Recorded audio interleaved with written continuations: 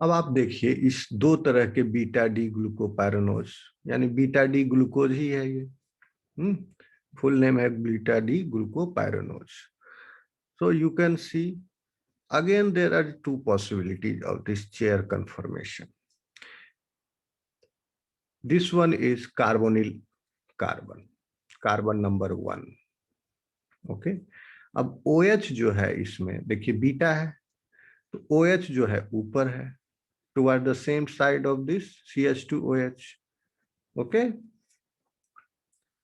here again in this type of chair structure also this OH is on the same side of the CH2OH. CH2, अब देखिए carbonyl carbon हो गया, this is carbon number 5. Okay, carbon number आपको याद होगा Hemy acetal का formation में क्या हो रहा था, carbon number 1 intra intra chain attack, intra chain reaction of the aldehyde group and the hydroxyl group जब हो रहा था हेमी एसिटल का फॉर्मेशन, तो ये वो इंट्रा चेन हाइड्रोक्सिल ग्रुप जो था वो कहां से आ रहा था, ये हेक्सोजेस के केस में कार्बन नंबर 5 से. ये कार्बन नंबर 5 का हाइड्रोक्सिल ग्रुप था जिसका ऑक्सीजन है ये C5, ये तो C6 हो गया, दिस इज C5 का लीनियर स्ट्रक्चर याद करोगे तो C5 का OH था वो.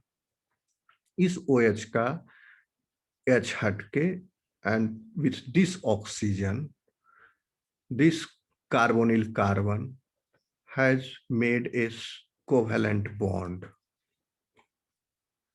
Okay, so carbonyl carbon ये हो गया और कार्बन नंबर 5 के हाइड्रोक्सिल ग्रुप के ऑक्सीजन के साथ कार्बोनिल कार्बन C1 का कोवेलेंट बॉन्ड फॉर्मेशन हुआ है. तो ये हो गया आपका इस तरह का चेयर फॉर्मेशन. अब इसी चेयर को इस तरफ उल्टा रख दिए तो इस तरह का भी हो सकता है, यानी ये प्लेन जो नीचे था इसको जो पहले फुट रेस्ट था उसको बैक रेस्ट बना दो, बैक रेस्ट को फुट रेस्ट कर दिए, तो there is another type of possibility of the chair form. So this is दूसरा type of. Alpha D glucopyranose में देखिए उसका भी इसी तरह का चेयर फॉर्मेशन है. Conformational formulas of pyranose, two chair forms of pyranose ring of beta D glucopyranose, two conformers, इसको conformers भी बोलते हैं, two chair type of forms. So two conformers such as these are not readily interconvertible. An input of about 46 kilojoule of energy per mole of the sugar is required to force the interconversion of chair forms. Okay, two conformers A and B.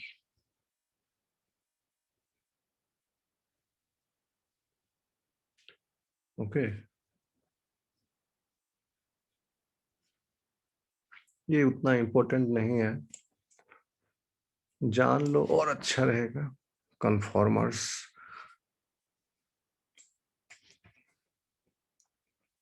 So Haworth perspective formulas like those in figure 7.7 are commonly used to show the stereochemistry of the ring forms of the monosaccharides. However, the 6-membered pyranose ring is not planar. Actually में ये planar नहीं होता है, as Haworth perspective suggests, but tends to assume. ये तो Haworth perspective ये आसानी से समझने के लिए एक प्लेन में इमेजिन किया गया कि सारे कार्बन एटम्स एक प्लेन में है. Okay, but in actually they exist in this form, but tend to assume either of the two chair conformation. Recall from chapter 1 that the two conformations of a molecule are interconvertible without breakage of the covalent bonds, whereas configuration and conformations का हम एक बार पढ़ाए हैं आप लोगों को. अंतर क्या होता है, कॉन्फ़िगरेशन जो है कन्फर्मेशन में कोई कोवेलेंट, कन्फर्मेशनल चेंज में कोवेलेंट बॉन्ड ब्रेक नहीं होता है, but for the configuration change में कोवेलेंट बॉन्ड का टूटना जरूरी है, तभी कॉन्फ़िगरेशन चेंज होगा। So can be interconverted only by breaking of covalent bond. तो to interconvert alpha and beta configurations, the bond involving the ring oxygen atom, this oxygen atom would have to be broken. Okay यानी alpha और beta के बीच में, अगर ये दोनों के बीच में नहीं, ये दोनों तो बीटा का ही टू पॉसिबल चेयर फॉर्म्स है, ये दोनों आपस में इंटरकन्वर्टेबल है क्योंकि इन दोनों का कन्फर्मेशनल चेंज ही है, बट इस दोनों के बीच में कन्फिगरेशनल चेंज है। Okay alpha D glucose and beta D glucose के बीच में कॉन्फ़िगरेशनल चेंज है। OH is above, here OH is below, okay, of the carbonyl carbon. So to interconvert these, the breakage of this bond is required. So पहले ये खुलेगा, open ring form में होगा, and open structure होगा, linear structure, then that linear structure will again close and form a different bond.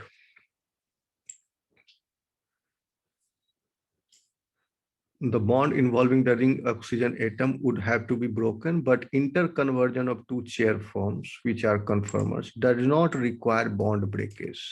इस दोनों के बीच में, conformers के बीच में इंटरकन्वर्जन के लिए बॉन्ड के टूटने की जरूरत, आवश्यकता नहीं है। Okay, and does not change configurations at any of the ring carbons. Okay, configuration change इसमें नहीं हो रहा है, सिर्फ कन्फर्मेशनल चेंज हो रहा है।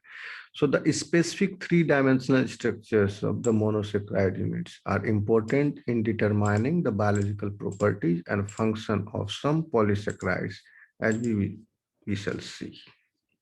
ओके सो इसका 3-dimensional स्ट्रक्चर इज इंपॉर्टेंट। अब देखिए, अभी तक तो हम लोग कुछ कॉमन मोनोसेक्राइड्स के बारे में पढ़ रहे थे। Now we will see some derivatives of this monosaccharides which are also important in the biological system. What are those? See glucose family से these are, can you see this picture? ये photo दिख रहा है आपको? Yes sir. Yes sir. See, this is beta D glucose. OH जो है CH2OH के side है, तो ये कॉमन टाइप ऑफ मोनोसेक्राइड हो गए। And beta D glucose 6 phosphate, यानी 6th कार्बन पर का फॉस्फोराइलेशन हो गया। 6th कार्बन ये था CH2OH, तो इसमें O के साथ फॉस्फोडाइस्टर बॉन्ड का फॉर्मेशन हुआ फॉस्फोरिक एसिड के साथ, तो ग्लूकोज 6 फॉस्फेट है। देखिए बीटा डी ग्लूकोसामीन, ठीक है, ये क्या है? बीटा डी ग्लूकोसामीन, नाम से ही आपको समझ में आ जाएगा। बीटा फॉर्म है डी का, डी ग्लूकोज का, और अमाइन ग्रुप भी है, ठीक है। तो अमाइन ग्रुप जो है वो कैसे आया? हाइड्रोक्सिल ग्रुप को रिप्लेस करने के बाद। बीटा है तो सबसे पहले आप CH2OH के साइड OH कर दो, रिंग स्ट्रक्चर बना दीजिए, और अमाइन ग्रुप जो है वो 2nd कार्बन पर प्लेन के नीचे है NH2, और बाकी स्ट्रक्चर ग्लूकोज के जैसा है। देखिए ग्लूकोज का स्ट्रक्चर आप याद कर लिए, अगर ग्लूकोज में क्या था? सिर्फ 2nd पर जो है OH नीचे में है। ओके, एंड 3rd 4th पर भी है OH नीचे में।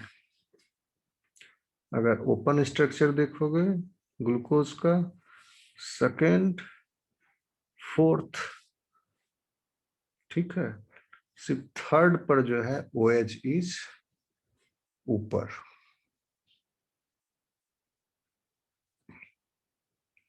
ठीक, बाकी सब में OH जो है नीचे है। थर्ड पर जो है OH ऊपर है।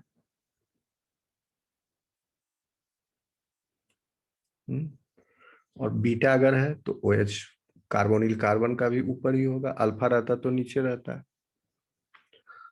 तो सेकेंड में जो हाइड्रोक्सिल ग्रुप है वो नीचे है, and that is replaced by the amine group, so it is beta D glucosamine.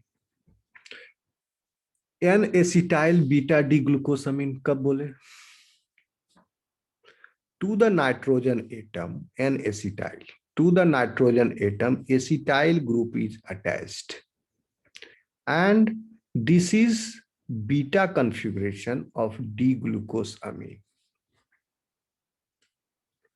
ठीक है, तो अब देखिए एन एसिटाइल, तो ये नाइट्रोजन जो है कार्बन नंबर 2 से अटैच्ड है, वही नाइट्रोजन जिससे एसिटाइल ग्रुप अटैच्ड है।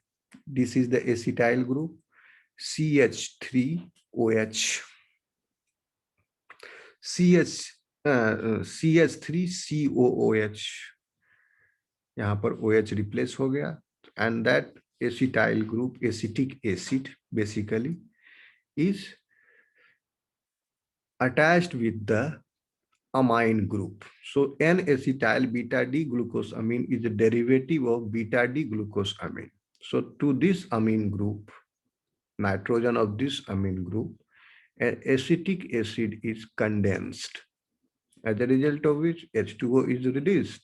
So एक हाइड्रोजन बच गया यहाँ पर, और एक OH, एसिटिक एसिड का एक OH यहाँ से निकल गया, और एक हाइड्रोजन H2O हो गया, और बच गया क्या? एक कार्बन पर double bond oxygen and CH3. So this is present at the carbon number 2. This is a special type of monosaccharide or special type of carbohydrate, or a special type, or you can say this is a hexose derivative. Why these are special type of carbohydrates in the existence? Because this gives special properties. This N-acetyl beta glucosamine is part of the cell wall of many bacteria, many types of bacteria. These are components of the cellulose cell wall. You can find this special type of monosaccharide in that structure. अब देखिए कुछ है amino sugars, sugars with the amine group. Okay, वही beat glucose family में भी beta D glucose अमीन भी amino sugar ही है। गैलेक्टोज फैमिली में अमाइन सुगर्स है, that is called as beta D galactosamine. Okay, तो गैलेक्टोज का स्ट्रक्चर है, in that galactose structure again the amine group is present at the carbon number 2, beta, that means the OH is above the plane. So beta D galactosamine, this is amino sugar. And another derivative beta D mannose-amine, mannose का भी अमीन derivative है। तो mannose में जो second, mannose में जो second carbon है उसका हाइड्रोक्सिल ग्रुप जो है प्लेन के ऊपर है, तो वो OH रिप्लेस होगा सेकेंड कार्बन पर। सो तो अमीन ग्रुप भी जो है ऊपर आ गया, बीटा है, that means the hydroxyl group of the carbonyl carbon is above the plane. Okay, समझ में आ रहा है? Yes, sir. Yes, Yes, sir. sir. Okay. Other important types of hexose derivatives are muramic acid, N-acetyl muramic acid. Okay, Google करो, इस सब का find out करो क्या फंक्शन है, कहाँ पर पाए जाते हैं ये। Muramic acid, N-acetyl muramic acid. अब डीऑक्सी सुगर्स भी है। ओके, डीऑक्सी सुगर्स जो है आपका basically L-fucose and alpha L रैमनोज, हम बताएंगे इस दोनों का फंक्शन आपको। एक्चुअली होता क्या है, इसमें गैलेक्टोज कन्वर्ट होता है या माइनोज, आई एम कंफ्यूजिंग इसमें थोड़ा सा। लिखा होगा यहाँ कहीं, वहां पर हम जब पढ़ेंगे तब बता देंगे फ्यूकोज में। ओके, यहाँ पर डिहाइड्रोक्सिलेशन होता है, इसका 1 second, this structure is similar to this structure। Second carbon पर हाइड्रोक्सिल ग्रुप ऊपर में किसके पास है, OH में। सेकेंड कार्बन, सेकेंड में हाइड्रोक्सिल ग्रुप OH ऊपर में किसके पास है, सेकेंड में OH ऊपर, OH ऊपर। यहाँ पर क्या हो गया, OH नीचे हो गया ना, लेफ्ट हैंड साइड में है तो ऊपर हो गया। मैनोज है क्या, मैनोज, मैनोज, तो मैनोज, मैनोज में हाइड्रोक्सिल ग्रुप गया। चलो आगे देखेंगे, लिखा होगा कहीं इसका फंक्शन भी। और ये जो है एसिडिक सुगर्स है। क्यों एसिडिक हो जाता है सुगर, क्योंकि सुगर का एल्डिहाइड ग्रुप दो तरीका है। एक तो aldehyde group can become carboxyl group, और दूसरा C6 जो है, कार्बन नंबर 6 जो है, that also can become carboxylic group. तो दो अलग अलग तरह के हैं, आगे देखेंगे। तो ये एसिडिक सुगर है। एसिडिक सुगर का रोल होता है ग्लाइकोप्रोटीन्स में। Okay, on glycoprotein acidic sugars are present, so and the glycoproteins are present on the cell surface. If you study about the properties of the cancerous cells, then you will find out that these glycoproteins which are present on the cell surface has become acidic. That means the glycoproteins has the acidic carbo sugars more on its surface, as a result of which the surface is negatively charged. So negatively charged surface will repel other protein molecules or other molecules, and it will not interact with the other cells. So cancerous cells, what happens is, on the cancerous cells, acidic carbohydrates increase. So two cancerous cells, they cannot form the clump together. So when they become metastatic, the cancer cells will go to different areas of the body. So now they are not sticky because the cell surface is having the negative charge more on their surface, and these two cancerous cells are repelling each other. So they do not form the clump. So you will find one special type of acidic sugar is sialic acid. Also there sialic acid, basically this is a group of क्या है कि actually इसका एक alpha keto class का acid sugar है, और 9 carbon backbone होता है इसमें। ओके, और सियालिक एसिड भी बहुत इंपॉर्टेंट है। ब्रेन सेल्स में ये होते हैं, उनके सरफेस पर ग्लाइकोप्रोटीन्स में सियालिक एसिड्स बहुत सारे। Okay, so there are many types of, again, sialic acid, more than 30-40 types of sialic acids are there. Okay, where there is a variable R group, this R is equal to ये वाला group, and you can see there is a carboxylic group here attached to the carbonyl carbon here। carbonyl carbon पहले ये था carbon number 1, अब ये carbonyl carbon हो गया carbon number 1 C। Okay, carboxylic group यहाँ हो गया, functional group is present here। You can see there is one keto group COO। Okay, और हाइड्रोक्सिल ग्रुप तो है ही बहुत सारे। These are the common hexose derivatives. Some hexose derivatives important in biology. In amino sugars, ये amino sugars है। Amino sugars, the NH2 group amine group replaces one of the OH group in the parent hexose. Substitution of hydrogen or OH produces a deoxy sugar. Deoxy sugar. Note that the deoxy sugars shown here occur in the nature as the L isomers. The acidic sugar contains a carboxylic group which confers a negative charge at the neutral pH. D-glucose. In addition to simple hexoses such as glucose, galactose, and mannose, there are a number of sugar derivatives in which a hydroxyl group, sugar derivative होगा तो क्या hydroxyl group जो है in the parent compound is replaced by another substituent or a carbon atom is oxidized to a carboxyl group. एक carbon atom या तो carboxyl group के रूप में ऑक्सीडाइज्ड हो जाए या हाइड्रोक्सिल ग्रुप जो है रिप्लेस हो जाए दूसरे सब्स्टिट्यूएंट ग्रुप से। अब देखो कहां कहां पर हाइड्रोक्सिल ग्रुप रिप्लेस हो रहा है। देखिए इस केस में बीटा डी ग्लूकोसामिन में अमाइन ग्रुप रिप्लेस कर दिया हाइड्रोक्सिल ग्रुप को। और या नहीं तो कार्बन एटम जो है ऑक्सीडाइज हो जाए कार्बोक्सिल ग्रुप में। देखिए यहाँ पर बीटा डी ग्लूकोरोनेट में कार्बन नंबर 6 जो है, ठीक है, ये ऑक्सीडाइज्ड हो गया है to carboxyl group COO group.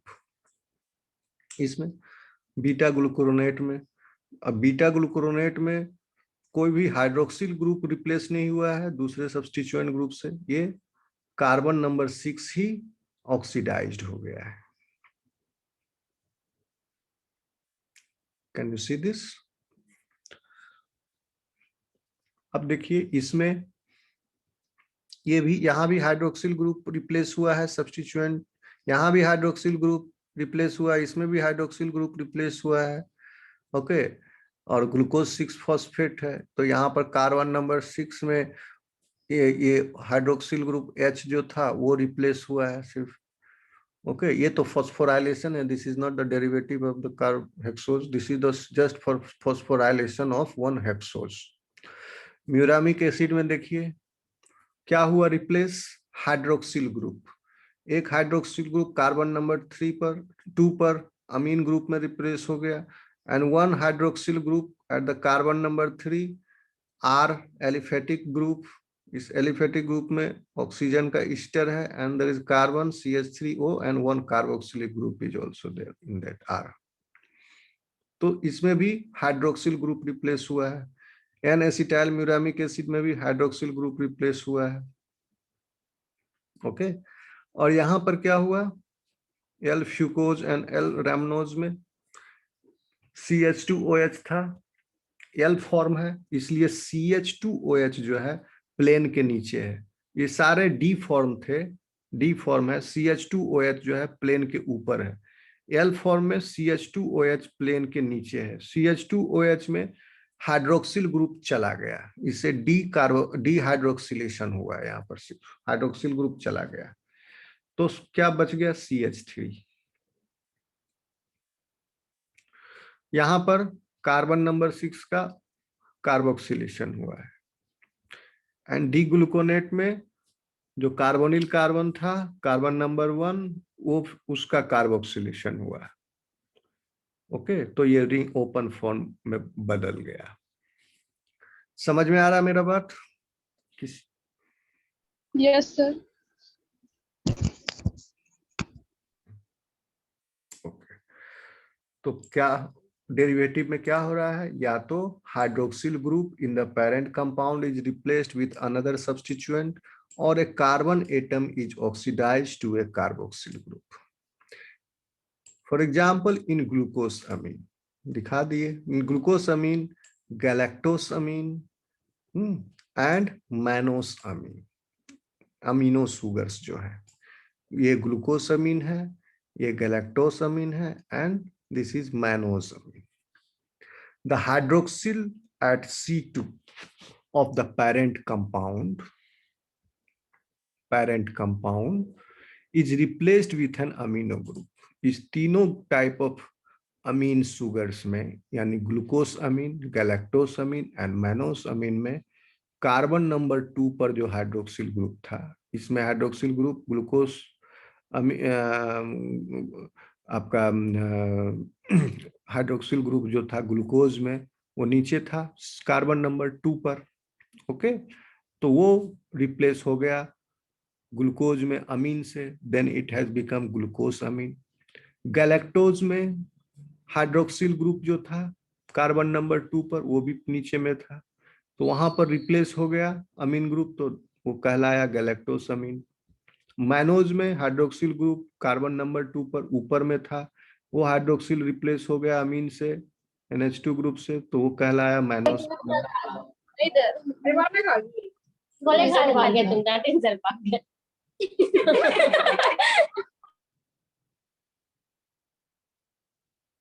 Class कर रहे हो कि अपना हाथ ठीक कर रहे हो?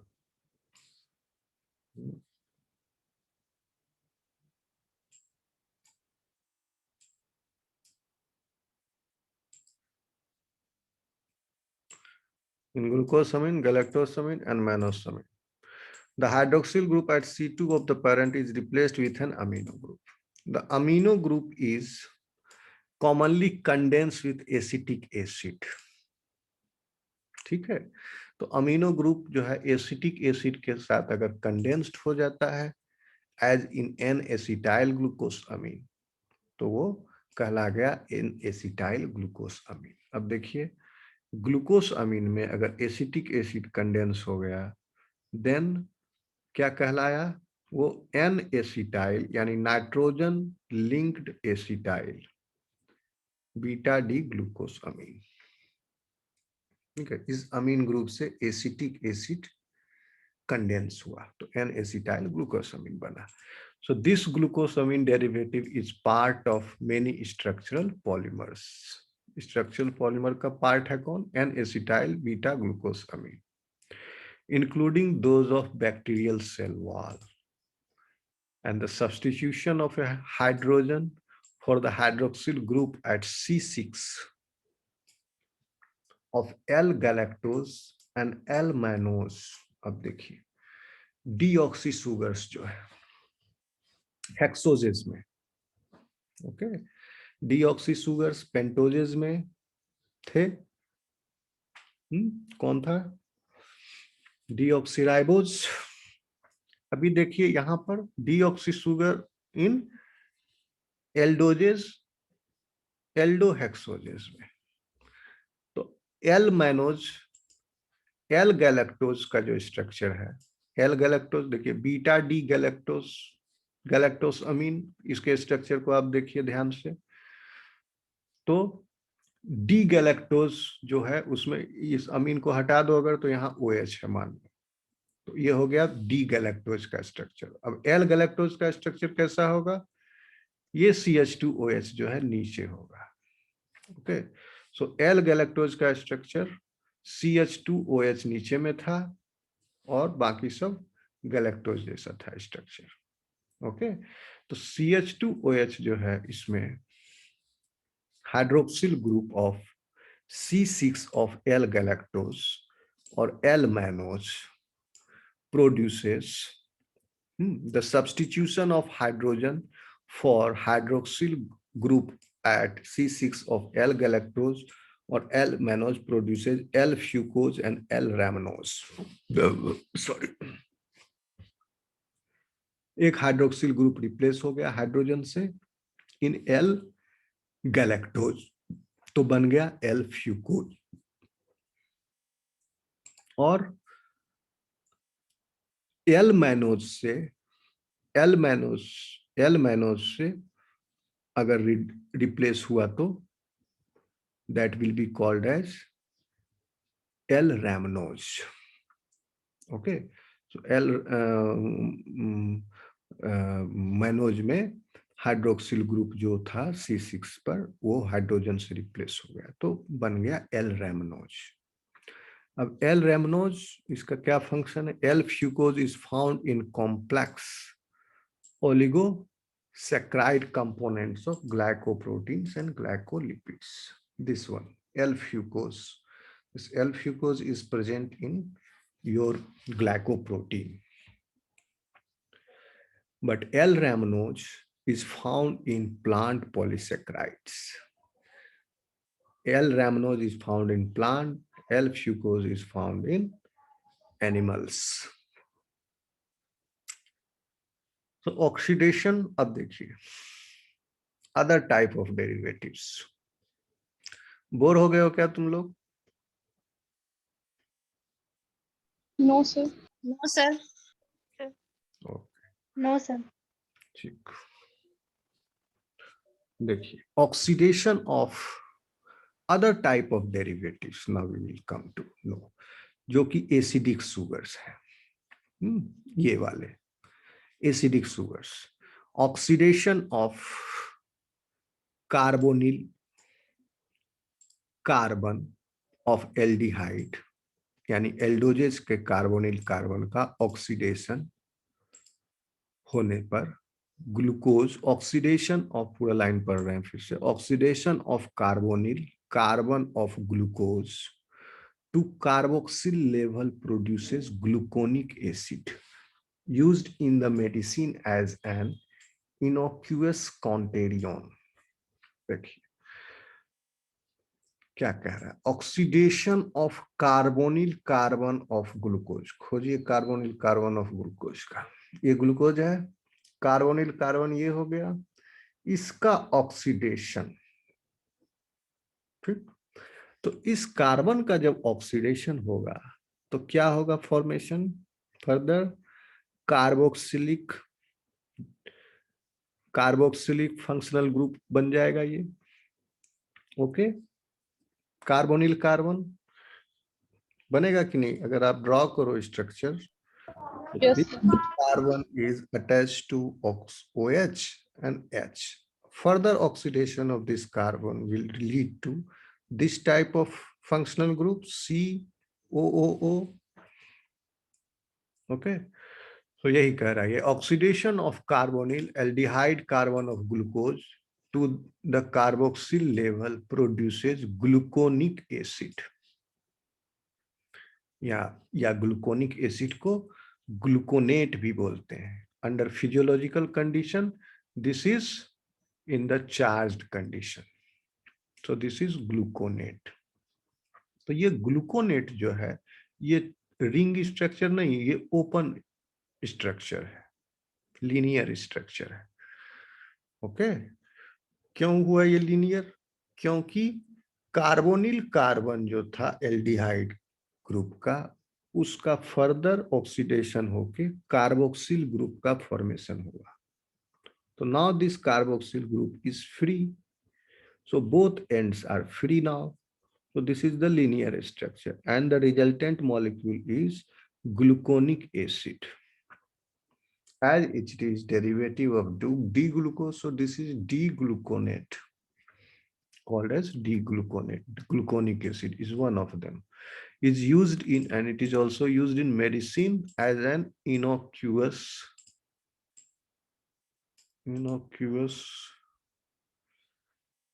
not harmful, offensive, harmless, safe, non-dangerous, non-poisonous contagion. इसका क्या? सर वो डी ग्लूकोनेट का ओपन स्ट्रक्चर एक बार फिर से समझा दीजिएगा. ओके, समझा रहे हैं, 1 second. Contagion is the ion that accompanies an ionic species in order to maintain electric neutrality. In table salt, the sodium ion is the contagion for the chloride ion and vice versa. A counter ion will be more commonly referred to as anion or a cation depending on whether it is negatively or positively charged. Thus the counter ion to the anion will be okay. देखिए इसका use है medicine में gluconic acid का. देखिए gluconic acid का structure क्या कह रहा है, जब कार्बोनिल का कार्बन जो है, कार्बोनिल कार्बन का फर्दर ऑक्सीडेशन हुआ, then what will happen? Ring जो है ब्रेक कर जाएगा, जो ऑक्सीजन के साथ रिंग का फॉर्मेशन कार्बोनिल कार्बन का सिंगल कोवेलेंट बॉन्ड है, that bond will be broken, and due to the oxidation of this carbonyl carbon, now OH group is lost from this, so COO functional group is formed at the carbonyl carbon. So this is gluconic acid. So this gluconic acid is used in the medicine as an innocuous यानी harmless counter ion.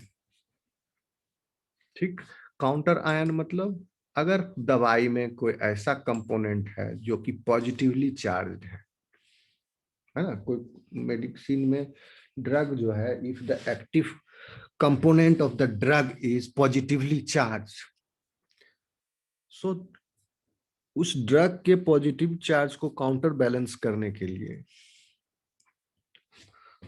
ताकि वो drug safely दिया जा सके, एक counter ion, अगर drug is positively charged, then the counter ion will be negatively charged.